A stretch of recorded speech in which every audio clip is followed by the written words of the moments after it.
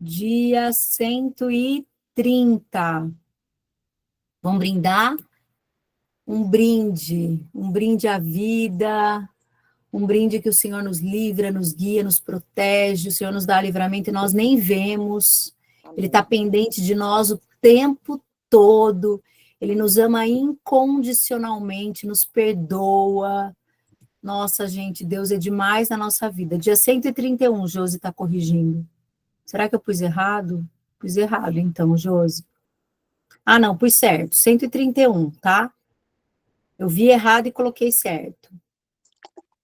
A gente vai ler 2 Samuel 10, 1 Crônicas 19 e Salmos 20. Eu não sei se tem alguém novo aí, eu acho que não, mas daí já fica na gravação. Se a pessoa achar estranho a forma como a gente está lendo, é porque a gente está lendo em ordem cronológica, né? Então, a gente usa um aplicativo que está lá no grupo para ler um plano da Bíblia em ordem cronológica. Só para a pessoa não achar estranho.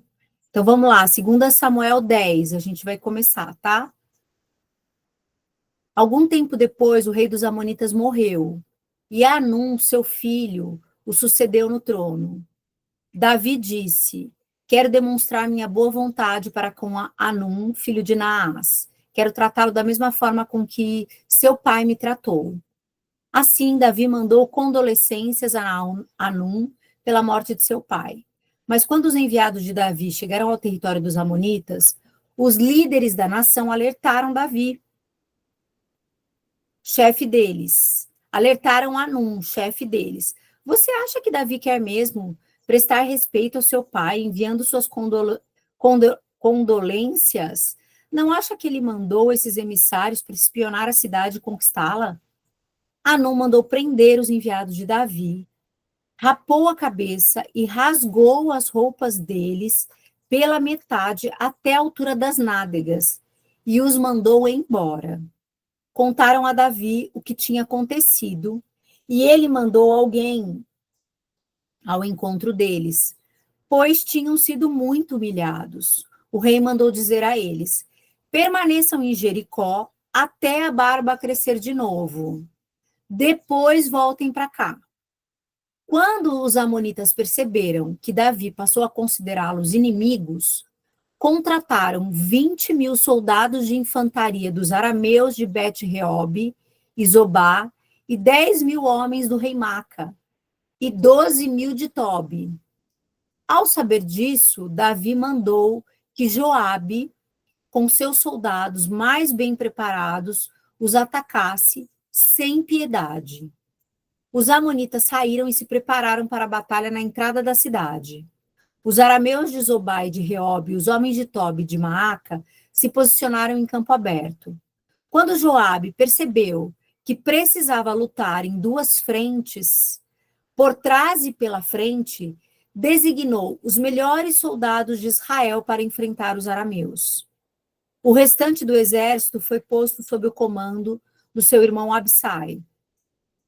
Sua missão era enfrentar os amonitas. Joabe disse: se os arameus forem muito mais numerosos para mim, venha me ajudar. Mas se os amonitas forem muito mais numerosos para você, eu irei te ajudar. Agora, coragem. Lutaremos com todas as forças pelo nosso povo e por todas as cidades do nosso Deus. O Eterno fará o que for preciso. Mas quando Joabe e seus soldados começaram a lutar, os arameus fugiram. Os amonitas, vendo os arameus fugindo, também abandonaram o confronto com Absai e correram para dentro da cidade. Joabe suspendeu a batalha contra os amonitas e voltou para Jerusalém. Quando viram que tinham sido derrotados por Israel, os arameus se reorganizaram. Hadadezer mandou chamar os arameus do outro lado do Eufrates. Eles vieram até Elã sob o comando de Soboque, comandante do exército de Hadadezer, e tudo isso foi relatado a Davi. Davi reuniu Israel, atravessou o Jordão e chegou a Elã. Os arameus se puseram em formação de batalha para enfrentar Davi. O combate se intensificou, mas os arameus outra vez tiveram de fugir de Israel. Davi matou 700 condutores de carros e 40.000 cavaleiros. Feriu gravemente Soboque, o comandante do exército, que morreu em batalha. Quando os reis vassalos de Hadadezer se viram derrotados por Israel, acenaram com a paz e se submeteram ao domínio de Israel. Depois disso, os arameus não tiveram mais coragem de ajudar os amonitas. Próximo, 1 Coríntios 19. 1 Crônicas 19, olha o Coríntios. 1 Crônicas 19. 1 Crônicas 19. Passado algum tempo, Naás, rei dos amonitas, morreu. Seu filho o sucedeu.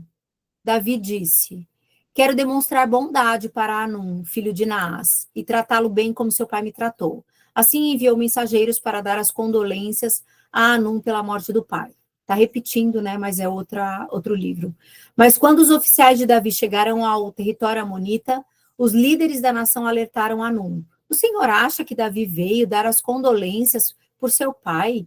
Não sabe que ele enviou esses emissários para espionar a cidade, para fazer reconhecimento, a fim de conquistá-la?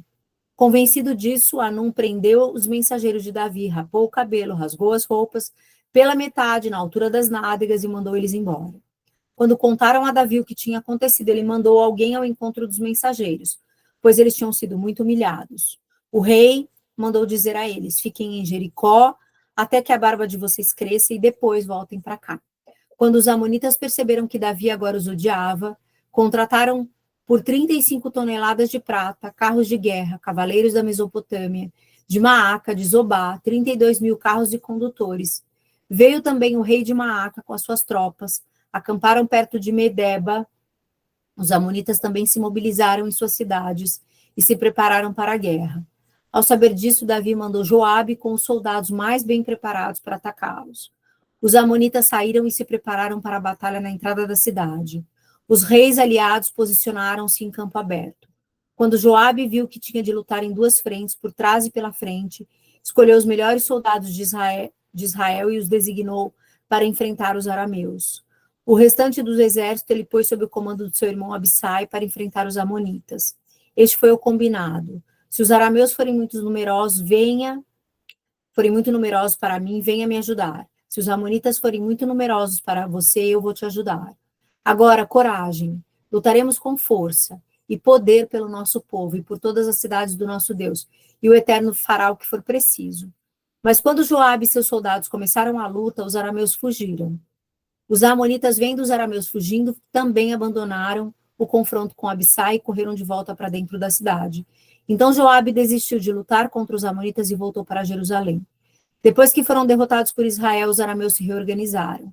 Mandaram chamar os arameus que estavam do outro lado do rio, que voltaram sob a liderança de Sofaque, comandante do exército de Hadadezer. Ao saber da movimentação, Davi reuniu todo Israel, atravessou o Jordão e se preparou para a guerra. Os arameus se prepararam para enfrentar Davi e o combate se intensificou.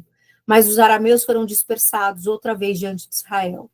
Davi matou 700 condutores de carros e 40.000 cavaleiros. Matou também Sofaque, comandante do exército. Os reis vassalos de Hadadezer reconheceram a derrota diante de Israel, fizeram as pazes com Davi, se sujeitaram a ele. Os arameus não tiveram coragem de ajudar outra vez os amonitas. Agora, Salmo 20. Que o Eterno venha em seu socorro quando acontecer o desastre, e o nome do Deus de Jacó o ponha fora de perigo. Que ele mande reforços do santo monte, que ele despache suprimentos de Sião, aprove suas ofertas e celebre seus sacrifícios. Conceda o que o seu coração desejar e realize os seus projetos. Quando a vitória estiver nas nossas mãos, vamos celebrar com muita festa e vamos conduzir o desfile com nossas bandeiras. Que o Eterno atenda os seus desejos. Então está combinado. A ajuda está a caminho. Uma resposta está vindo e tudo vai dar certo. Está vendo aquele pessoal ali polindo seus carros de luxo? E aqueles ali escovando cavalos?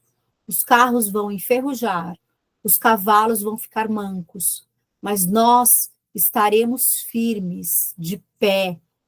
Faz do rei um vitorioso ao Eterno. Responde-nos no dia em que chamarmos por ti. Amém. Glória a Deus. Aleluia. Ai, Josi, obrigada, viu? Toda vez que dá um problema, você cobre. Eu louvo a Deus pela sua vida.